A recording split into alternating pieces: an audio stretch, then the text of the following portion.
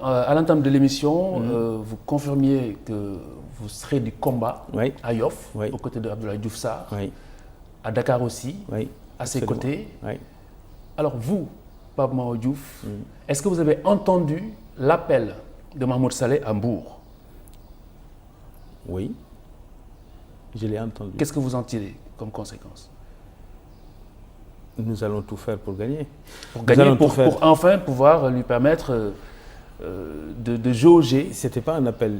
Il n'a pas fait un appel, Mahmoud Saleh. Il a donné un avis. Il a dit, moi, ce que je pense, c'est que c'est ça, ça et ça. Mais il n'a pas fait un appel à tous les militants. Mais de toutes les façons, qu'il ait fait l'appel ou pas, nous voulons... Cette phrase a bien son sens. Oui, mais nous voulons gagner. Et cette phrase est un appel. Mais il y a une raison. C'est très clair. Mais nous voulons gagner parce que gagner, c'est dire que le projet politique de Benno Bokk Yakaar, qui, je le rappelle, c'est de faire du Sénégal un pays émergent à l'horizon 2035. Mais il faut bien que nous gagnions les localités, il faut bien que nous gagnions les élections à venir, y pour compris trancher 2024, le débat. etc. Pour trancher le débat, enfin. Oui. C'est bien ça. Oui, c'est-à-dire... Trancher le débat, comme le dit Mahmoud Saleh, que ce sont ces résultats qui vont trancher le débat. Donc vous allez gagner pour trancher enfin le débat. Non, pas forcément pour trancher le débat, parce que ce n'est pas le débat qui nous est imposé. Nous, on n'est pas sur ce débat-là, je l'ai dit tout à l'heure. Nous sommes dans un débat entre les Sénégalais et le projet politique que nous portons. Et je rappelle que depuis 2014, pour ce qui concerne Dakar, mais depuis 2012 même en général, les Sénégalais ont répondu favorablement à toutes les élections à Benno Bokk Yakaar et à son projet de bâtir un Sénégal émergent en 2035. Donc il n'y a pas de débat. Donc je comprends bien que vous vous inscrivez dans la dynamique du ni oui ni non. Non, je m'inscris dans la dynamique de refuser qu'on dise que le débat à trancher, c'est le débat d'un troisième mandat. Ce n'est pas ça le débat. Le débat... C'est le directeur de cabinet du président qui le dit. C'est son point de vue qu'il a donné à la base militante, avec ses militants. C'était son point de vue. Mais la vérité... En attendant que, du coup, les experts ou les spécialistes tranchent le débat, entre autres... que le Conseil constitutionnel tranche le débat. Vous savez, ici, des élections, les gens déposent leur dossier de candidature au Conseil constitutionnel. C'est le Conseil constitutionnel qui l'accepte ou qui ne l'accepte pas. Mais qu'il l'accepte ou qu'il ne l'accepte pas, le vrai Conseil constitutionnel, c'est les cartes électeurs des Sénégalais qui vont aller à l'isoloir et voter. Donc, de quoi s'agit-il? De quoi parlons-nous? Donc j'entends qu'il est candidat à la candidature. Non. Moi, à la limite... C'est ce que j'entends en tout cas. Non. Ce n'est pas ça que je dis. Ce que je dis, c'est que nous avons des institutions suffisamment fortes pour trancher ce type de débat. Mais je ne peux pas vous donner un point de vue et vous le savez. Je ne peux pas. D'abord parce que... Le vôtre? Oui, le mien. Parce que pourquoi je ne peux pas vous donner un point de vue sur le troisième mandat? C'est que d'abord, notre consigne, c'est de ne pas en parler. Deuxièmement, même si on avait le droit d'en parler, c'est vraiment de parler du sexe des anges, parce qu'on ne sait pas. Le principal concerné, c'est lui qui peut dire je le suis ou je ne le suis pas. Mais tant qu'il ne le dit pas, on discute du sexe des anges, on ne sait pas de quoi on parle. Ce dont on peut parler, c'est de nos institutions. Mais les indicateurs sont flous. Non. Par contre, ce qui n'est pas flou, c'est les résultats obtenus par la coalition Benno Bokk Yakaar et les politiques de l'État de 2012 à maintenant. Est-ce qu'il faut le poursuivre jusqu'en 2035 pour sortir ce pays de sa situation? Oui. Et je suis un militant actif de cette cause-là et déterminé. Pape Mahawa Diouf. Voilà.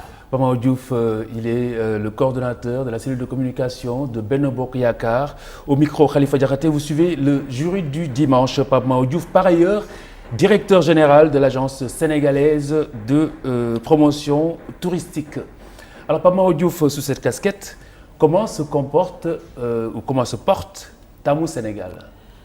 Tamoul Sénégal se porte bien, a besoin d'un nouveau souffle. Elle a été lancée comme initiative au milieu de la crise Covid-19 sous deux angles. D'abord, la digitalisation. Oui. En créant une plateforme tamoulsenegal.com qui permettait aux Sénégalais, du Sénégal mais de la diaspora également, de pouvoir avoir accès à des offres touristiques, des séjours à des prix préférentiels. Oui. Mais en même temps, faire connaître de l'autre côté le pays à travers une campagne média. Et télévision a même participé activement à ça. Et d'autres médias de la place qui ont permis de montrer et d'orienter les regards vers le pays. Ça tombait bien parce que on ne pouvait plus voyager. Oui, Donc, du coup, on a profité de cette fenêtre pour montrer des perspectives et ça a été vraiment un franc succès. Ce que je peux dire, c'est qu'au 10 août du mois dernier, j'ai eu des amis qui m'ont appelé, qui voulaient de la place à Saly, je n'ai pas pu en trouver. Ah oui, voilà. C'est affiché plein. C'est affiché plein, y compris dans les hôtels comme dans les résidences. C'est bon signe plutôt. C'est bon signe. Ouais. Voilà, c'est bon Très signe. bien. Alors Pamao, quelle est la place justement, parce que beaucoup en parlent, du tourisme religieux dans ce concept de TAM au Sénégal, vu le potentiel de notre pays dans ce cadre? Très très important. L'une des initiatives que nous avons prises dans la nouvelle stratégie qui va être lancée prochainement en décembre, de la promotion de la destination Sénégal, le développement de produits est extrêmement important. Avant, il y avait beaucoup plus de promotion, de marketing et pas assez d'ingénierie de développement de produits. Et parmi les produits qui ont été positionnés, le religieux est en première ligne. Pour une raison simple, la demande est forte. Aujourd'hui, il ne se passe pas 24 heures sans qu'on me parle du tourisme religieux. Hier, on m'en a parlé. Avant-hier, j'en parlais avec un de vos homologues qui faisait une spéciale à Medina Bay. Vraiment, il semble que cette demande pour le développement du tourisme religieux est désormais irréversible. Je peux annoncer, sans risque de me tromper, que dès le début 2022, nous allons organiser un forum sur le sujet.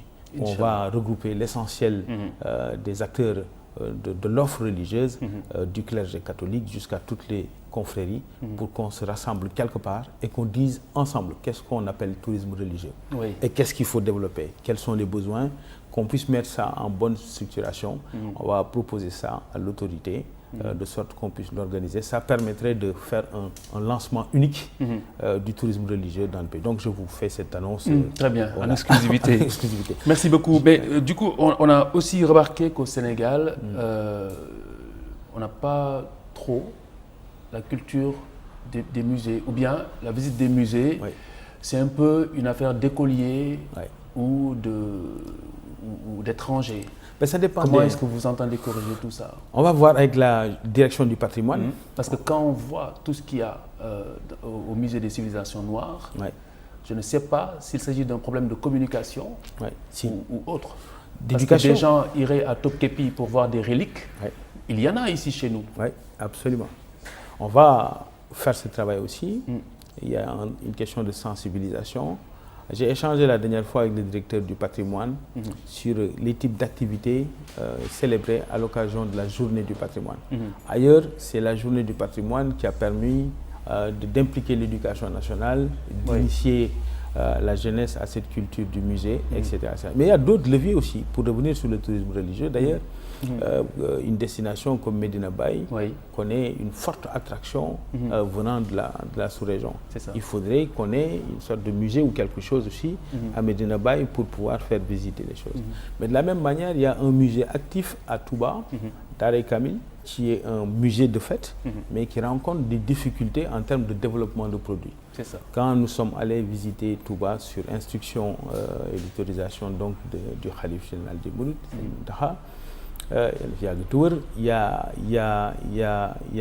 Moustapha Diatta nous a expliqué comment il recevait beaucoup de touristes qui venaient visiter le musée, mais qui ne pouvaient pas rester parce qu'il n'y avait pas de restauration, il n'y avait pas de toilettes, etc. Et qu'ils ont besoin qu'on les accompagne pour développer ce type de produit. Parfaitement. C'est pour répondre à la fois sur le religieux et sur la question des musées, pour dire que vraiment il y a un ensemble d'activités, d'ingénierie du tourisme qu'on doit mettre ensemble pour développer ce type de produits, que ce soit sur le patrimoine, les musées, mais également le religieux. Et nous avons engagé ce travail. Un potentiel inexploitable.